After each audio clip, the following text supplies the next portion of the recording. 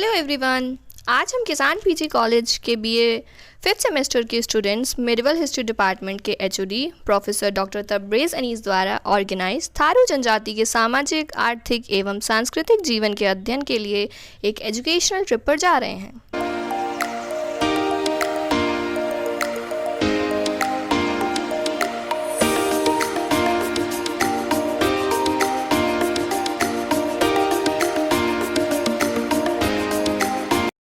जैसा कि आप देख रहे हैं, अभी तो मौसम काफ़ी ठंडा है, रास्ते में बहुत फॉग है, बट हम इस ब्यूटीफुल सीनरी को बहुत एंजॉय कर रहे हैं।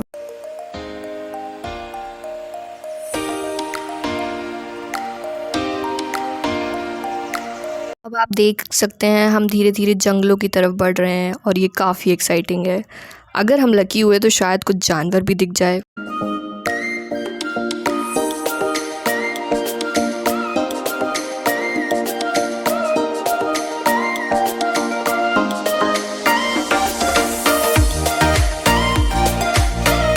सर्वे लोकेशन पर जाते हुए हम रास्ते में इस पिक्चर परफेक्ट लोकेशन पर रुके हैं, जिसको गेरुआ नदी के नाम से जाना जाता है। आसपास के लोगों से बात करने पर पता चला कि ये काफ़ी इम्पॉर्टेंट जगह है। मंडे और थर्सडे को यहाँ पर लोकल मार्केट लगती है। इसके अलावा इम्पॉर्टेंट ओकेजन्स और फेस्टिवल्स पर भी लोग यहाँ आते हैं, जैसे कि दशहरा, न्यू ईयर, जब सभी आसपास के गाँव के लोग यहीं मिलते हैं और साथ में सेलिब्रेट करते हैं। हमें यहाँ पे क्रोकोडाइल भी देखने को मिला है। This is really exciting.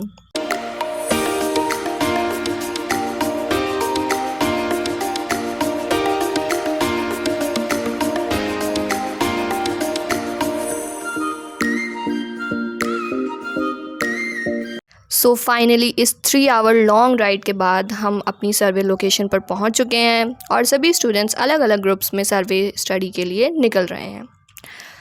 Family के घर पर हम सबसे पहले आए हैं। यहाँ पर हमें काफ़ी कल्चरल इंसाइट्स मिल रहे हैं और इंडिया की हर सोसाइटी की तरह ये ट्राइबल सोसाइटी भी बहुत कलरफुल, वाइब्रेंट और आर्टिस्टिक है। ये जो कलरफुल बास्केट्स आप देख रहे हैं, यहाँ इनको डेलुआ कहा जाता है और ये सामान रखने के काम आता है। यहाँ की महिलाएं इसे अपने हाथों से घर पर ही बनाती हैं।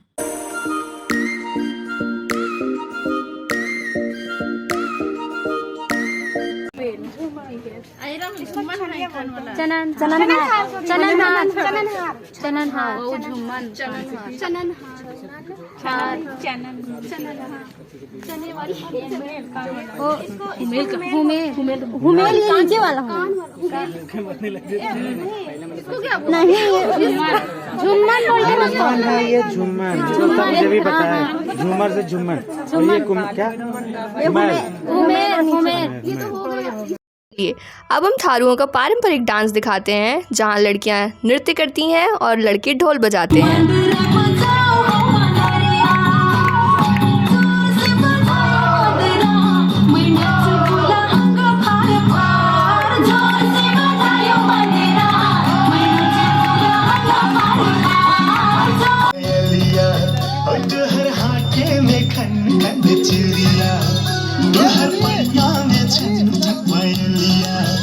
जब बाज हो छैको छैको चौके मोर दिल के आंगनिया, जब बाज हो छैको छैको चौके मोर दिल के आंगनिया, जोर से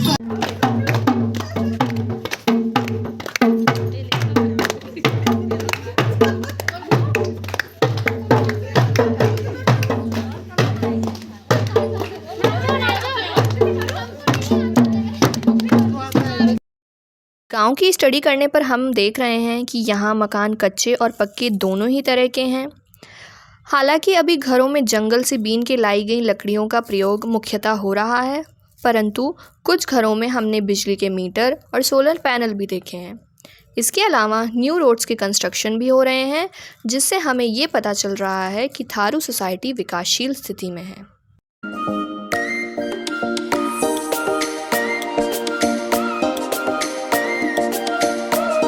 है जो इस गांव में ही रहती है और हमारे कॉलेज की स्टूडेंट है। ये अभी हमें मछली पकड़ने का तरीका दिखा रही है और यहाँ की महिलाएं और बच्चे भी मछली पकड़ने जाते हैं। मछली ये लोग खुद खाते भी हैं और बेचते भी हैं।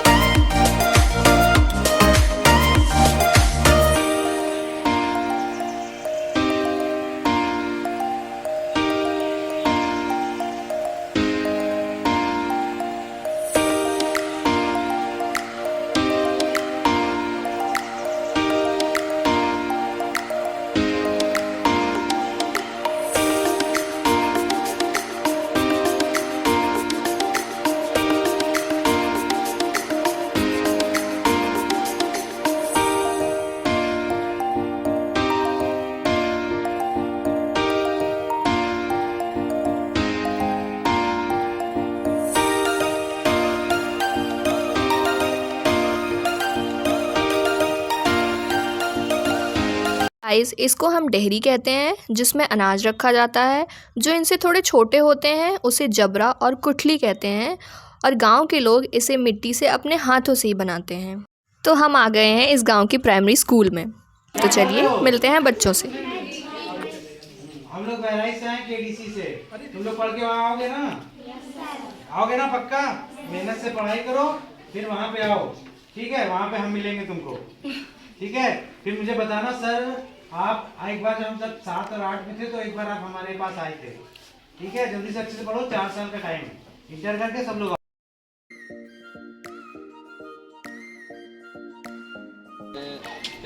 हम लोग बहुत अच्छा है, हम लोग 150 बच्चे हैं अभी तक, सब इधर उधर हैं, सब पूरे एरिया में सब घूमे हुए हैं, सब अलग अलग टीचरों से सब साथ में, तो से अलग और सब ठीक चल रहा है स्कूल वगैरह। ये तो पिछली बार आए थे तो यहाँ पर बिल्डिंग थी, अभी टूट गई है।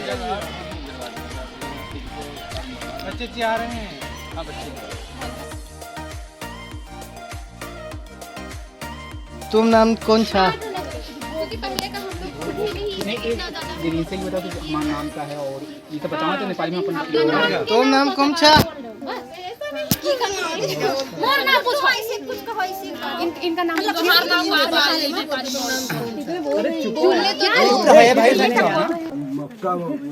पहले मक्का उगाते थे, अब क्या उगाते हैं? अब धान उगाते हैं। तो क्यों ऐसा करते हैं, मक्के की जगह धान उगाते हैं? सब बोरी लग गया, और फसल नहीं होता था, मक्का ज्यादा होता था। अच्छा, पहले मक्का ज्यादा होता था, अब यहाँ धान ज्यादा होता है। तो पैसे वैसे ठीक मिल जाते धान बेचने पे? पैसा ऐसे तो मिलता है। अच्छा, कविता आता है? वो आते हैं गणेश जी, हाँ, वो लोग आते हैं। हाथी आ गई सर। हाथी अच्छा, हाथी आते हैं। उन लोगों में थोड़ा सा अच्छा, हाथी फसल ज्यादा खराब कर देते होंगे ना? बहुत खराब हो जाते पूरा। सरकार से कोई मदद मिलती है जब फसल खराब हो जाती है? कुछ नहीं मिलती है, कुछ नहीं मदद। कुछ नहीं मदद। कब से रहते हैं? अरे हमें लोगों के तो यहाँ पुरखा लोग गुजर गए। अच्छा, यहाँ कई सदियों से रहते हैं। अच्छा, तो कहाँ से आप लोग आए थे? यहीं पे पैदा हुए सारे लोग? यहीं पे हुए। अच्छा, कहाँ? लौंगा रे वो काठी गई न हो, पर जल में दे लो रे सारा, बाबारा की भाई इनिया मोरा करना मारे हो, सूटावा है वो माता या मारे या मिलिया माहू वाला खरा, नालावाती मोर लौंगा रे वो काठी गई न हो। अभी हम गांव के एक दादाजी से मिले, जिन्होंने हमें बताया कि पहले यहाँ मक्के की खेती ज़्यादा होती थी, पर अब धान ज़्यादा उगाया जाता है, और हल्दी यहाँ की प्रमुख फसल है। इससे हम ये समझ सकते हैं कि ये एक कृषि प्रधान समाज है। हालांकि कुछ लोग अन्य कार्यों जैसे मजदूरी इत्यादि में भी संलग्न हैं। हमें ये भी बताया गया है कि जंगलों के किनारे बसे होने के कारण यहाँ की एक प्रमुख समस्या है जानवरों जैसे हाथी, नीलगाय इत्यादि द्वारा फसलों को हानि पहुँचाना और नष्ट करना, और जंगली जानवर जैसे तेंदुआ और बाघ कभी कभी पालतू जानवरों और यहाँ तक कि इंसानों को भी नुकसान पहुँचाते हैं। हमने यहाँ गोट शेल्टर, खोबरा जिसमें मुर्गियाँ रहती हैं, और लैया जिसमें मुर्गी अंडा देती है भी देखा है। अभी हम जो देख रहे हैं ये कुछ पुराने कृषि के उपकरण हैं, जैसे डल्लफ और हेंगा, जिसे मिट्टी बराबर करने के लिए प्रयोग किया जाता है। इससे हम ये अनुमान लगा सकते हैं कि एक कृषि प्रधान समाज होते हुए भी यहाँ पे कृषि के तरीकों में अधिक विकास नहीं हुआ है।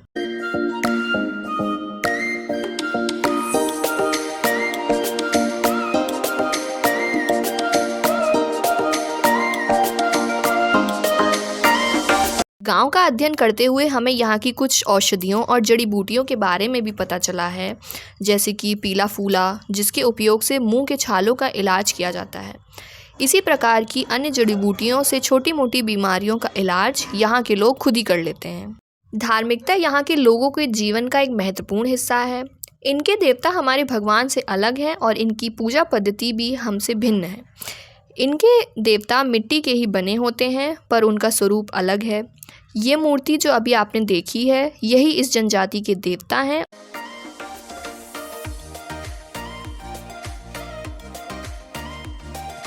यहाँ पर घरों की सजावट के लिए महिलाएं विभिन्न प्रकार की हस्तशिल्प किया करती हैं और इसमें निपुण हैं।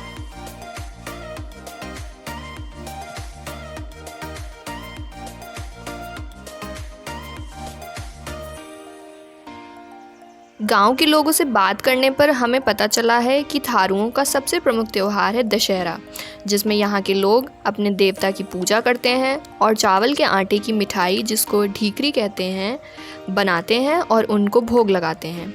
इसके अलावा दिवाली और देव दीपावली भी कुछ महत्वपूर्ण त्यौहार हैं।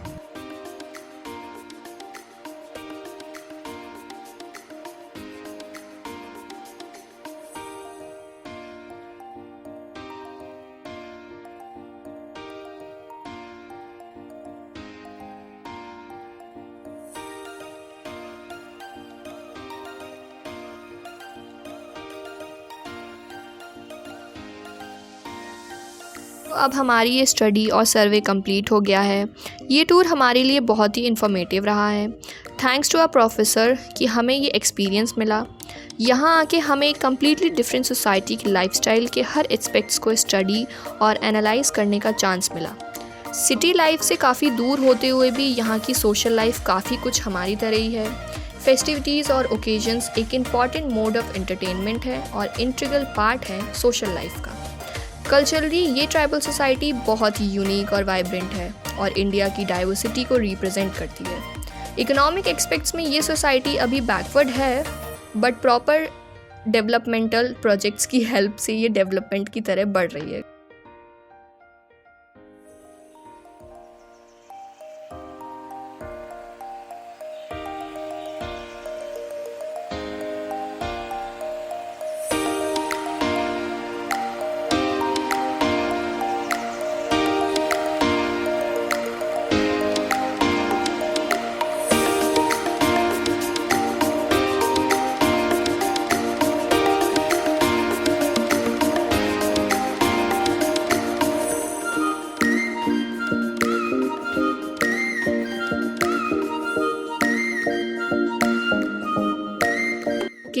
सो हम सभी स्टूडेंट्स को लग रहा था कि ट्रिप तो पूरी हो गई, बट हमने कोई जानवर नहीं देखा। बट गेस व्हाट, अभी वापस जाते टाइम हमें हाथी और तेंदुआ दिखा और अब ये ट्रिप पूरी तरह कंप्लीट हो गई है।